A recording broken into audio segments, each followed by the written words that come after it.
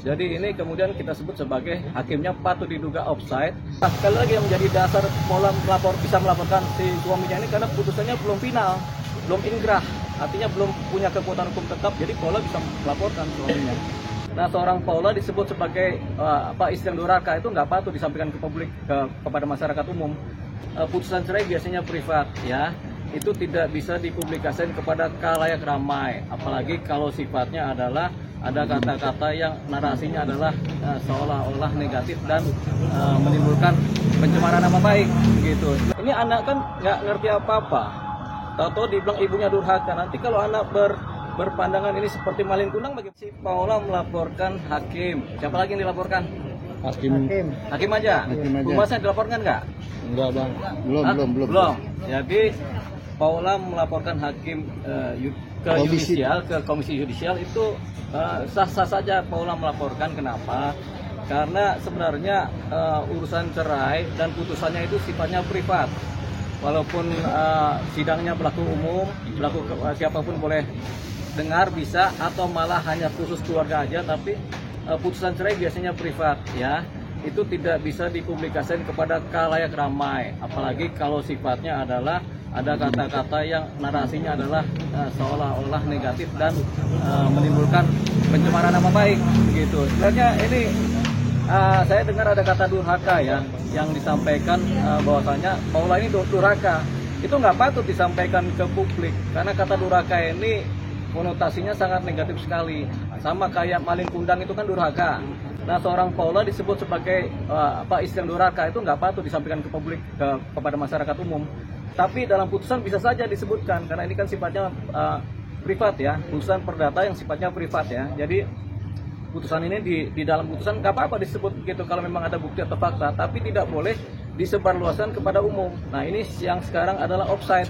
Offside-nya apa? Karena ini putusan kemudian tersebar isinya seolah-olah si Paula ini memang durhaka, padahal nggak begitu juga kan. Kita belum tahu karena putusan ini kan belum dikerah juga, baru putus di tingkat pertama, kemudian ada banding dan mungkin ada kasasi sehingga belum inkrah.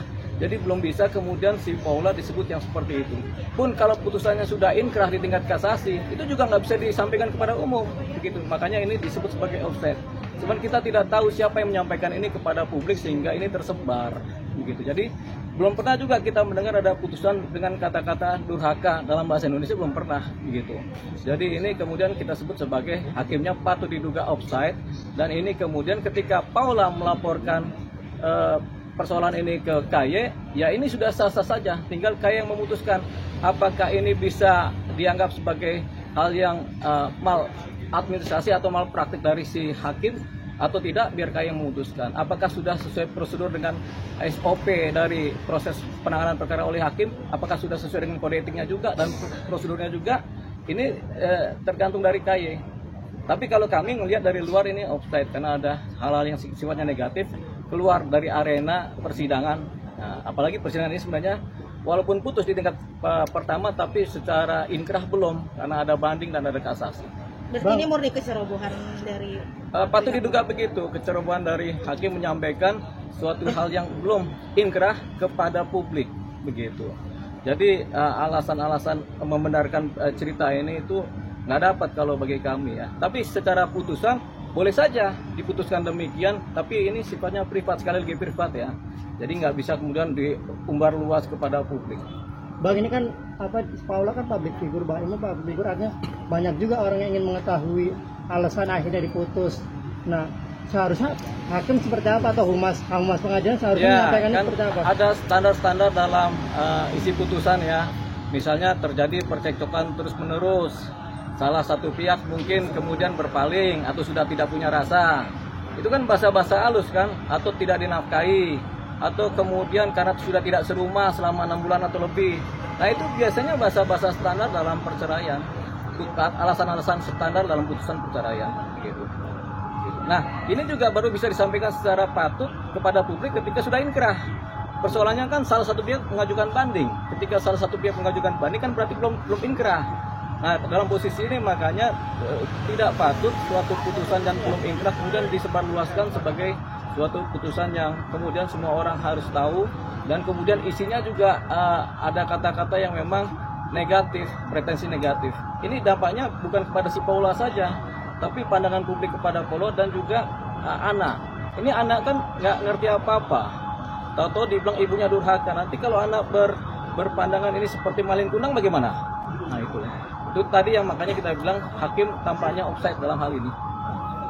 Bang, kalau putusan perceraian itu ini nggak sih Bang di websitenya Mahkamah Agung Bang, putusannya Ya. di upload di website Mahkamah Agung nggak sih Bang kalau perceraian? Dulu diupload, sekarang kita belum tahu ya. Tapi putusan ini walaupun diupload di websitenya Mahkamah Agung juga ada yang ditutup, yaitu nama anak ditutup, terus apa persoalannya juga kadang-kadang ditutup. Jadi rata-rata nama anak ditutup. Jadi anak X misalnya, ada nama anak tadi ditutup, itu kan nggak boleh. Makanya di website Mahkamah Agung juga nggak ada itu, begitu.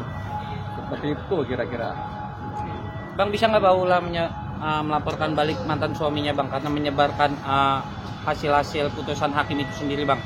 Bisa aja kalau dilaporkan, kan itu kan termasuk penyebaran nama baik kan, apalagi disampaikan secara terbuka kan.